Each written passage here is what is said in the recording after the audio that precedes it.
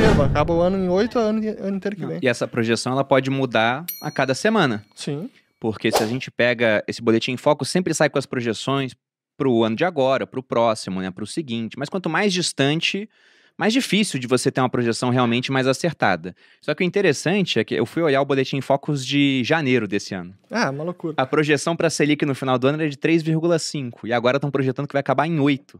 Sendo que eles estão revisando para cima e pode acabar em mais do que isso, né? Eu não acho que esse ano a gente vai voltar a ter uma Selic acima de 10%, porque teria que aumentar muito e só temos mais 3 reuniões. Elas acontecem a cada 45 dias. Não deve acontecer. Não tem tanto espaço. Agora, no ano que vem ainda, por exemplo, com disputa eleitoral, com promessas populistas na mesa, pode ser que o dólar dispare. Se o dólar dispara, tudo que é importado fica mais caro. O que a gente pode exportar também, né?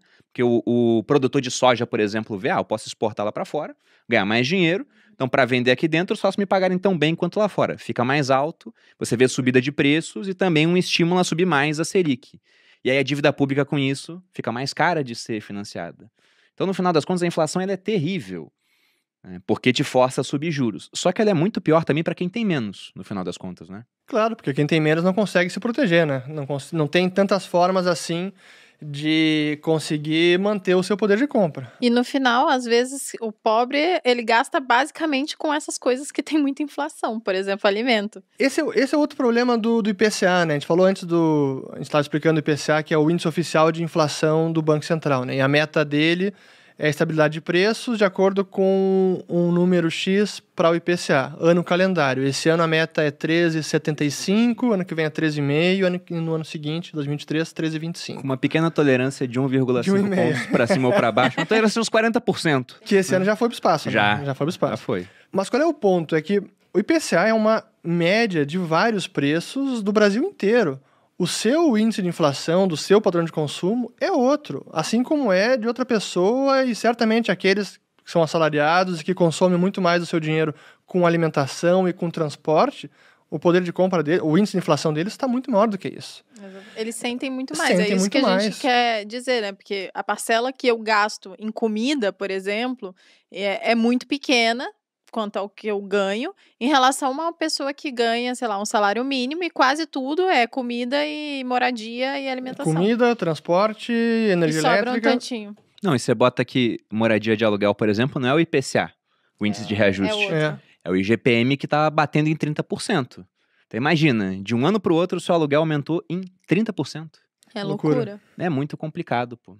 Aí o pobre, e isso é até engraçado, porque quando o governo vai lá e quer criar mais dinheiro, geralmente todo mundo aplaude. E quem é mais prejudicado pela inflação é justamente aquela pessoa que menos compreende como é que funciona o fenômeno. Que ela acha que ela está sendo beneficiada, porque ela provavelmente vai receber algum tipo de auxílio, né? Não, quantas pessoas não retuitaram o Lula no começo da pandemia? Tem que criar muito dinheiro, porque tem espaço para criar dinheiro. E artistas falando a mesma coisa, e todo mundo falando da economia a gente vê depois. Aí quando chega o depois, o pessoal fala, por que o arroz está 50% mais caro? Porque isso aconteceu. E aí que eu coloco a culpa nos economistas em geral também, não são todos, mas em geral, porque parece que muitos deles não entendem realmente como funciona a inflação. E como está. Mas é verdade. A Malu tá rindo, mas é verdade. É, porque até eu já entendi, porra. Mas você sabe que isso que eu tô falando de oferta monetária, de quantidade de dinheiro, não se ensina quase nas faculdades de ciência econômica. Eu sei porque o Bruno me ensinou. Por isso que o Roberto Campos não falava aqui, ó, que o do pessoal da Unicamp, né? Ele pegava muito no pé, falando que eles iam quebrar o Brasil, né? Como é que ele falava? Ou a gente acaba com os economistas da Unicamp, ou eles vão acabar com o Brasil. Ano passado, o próprio Paulo Guedes, que é um economista que eu respeito, confesso que eu respeitava mais antes do governo do que eu respeito agora, em termos de ideias e do que ele fez de política econômica, mas ele mesmo dizia, não, pode imprimir dinheiro agora que não tem problema, não vai gerar inflação. Ninguém entendeu, alguém abduziu ele nesse momento, não é possível. E é o que aconteceu agora. Então, se o próprio Paulo Guedes falando isso, sim, realmente é o que alguns diziam que é o Ciro Guedes, né? Ciro Guedes. Muito bom isso Quem aí. tem Paulo Guedes não precisa de Ciro Gomes. É fogo, né, de ter que dizer isso, né? Lembra do Ciro falando... Essa é boa do Ciro, dele falando que ia pagar... Tirar o nome do SPC de todo mundo. Usando banco público pra isso, né? Ele imprimir dinheiro? O que ele ia fazer? Não, ele ia a gente pegar... não entendeu. Na época, Eu não sei se era toda a proposta dele, mas tem uma hora que ele expôs um raciocínio de, olha, a gente tem o Banco do Brasil, tem a Caixa Econômica, a maior parte das dívidas é de R$1.000 e pouquinhos, você faz um programa de crédito, a juros baixos, o pessoal pega dinheiro emprestado nesses bancos, paga a dívida e fica devendo para os bancos. Só que você está emprestando, obrigando o banco a emprestar por taxas mais baixas para um tipo de... né? Exatamente, pro tipo de pessoa que está devendo. Então não é aquela pessoa mais segura para quem você pode emprestar. Mas o dinheiro não é dele, ele não é acionista do banco. Então é muito tranquilo de fazer isso. E sobre a inflação, tem um ponto muito interessante também, porque essa combinação que nós temos aqui no Brasil, né, isso é um dos motivos pelos quais provavelmente governos gostam de inflação, de uma taxa de imposto, uma tabela com um percentual fixo da renda e uma inflação crescente, é que com o tempo está todo mundo começando a pagar imposto de renda.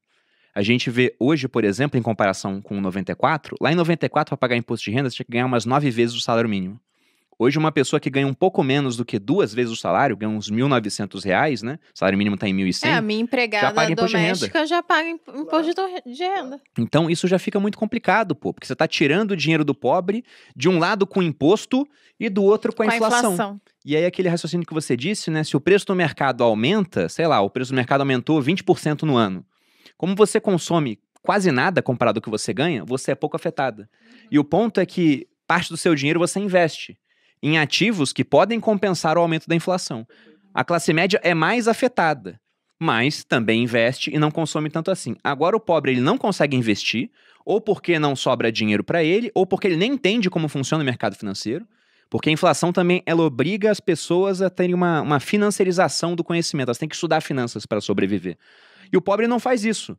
E além do que, um aumento de 20%, também, né? Tá trabalhando. Isso pode ser a diferença entre ele poder comprar proteína ou ter que viver só de miojo, de carboidrato, de biscoito, aquilo que é mais barato. Se piora até a saúde dele no final das contas por conta disso. A questão da inflação para o pobre é que realmente ele é o que acaba mais sofrendo, não tem como se proteger, não tem tantas formas, mas e ele também não entende como funciona o processo todo, né? É aquilo que você falou, ele acaba...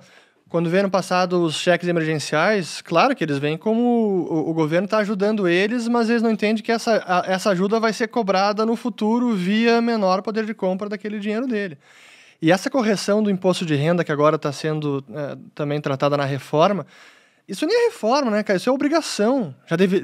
Sempre deveria ter sido corrigido pela inflação. Isso era o mínimo, deveria ser automático o reajuste. E agora está, ainda assim, reajustando pelo que estão fazendo, está muito defasado. E não é apenas o imposto de renda, né? Em ações também, o imposto sobre ganho de capital, como é que é o limite? É os 20 mil reais. 20 mil reais? Há quantos anos isso? Desde 94 também, não é? Se não me engano é 95. Na época, 20 mil reais valia os 100 de hoje. Você comprava um imóvel na época e desde então não reajustaram. E quando forem reajustar, eles provavelmente vão tirar esse negócio. Claro. Vão falar, como assim vender ações e tá isento, né? Não, tem que tributar esse pessoal aí.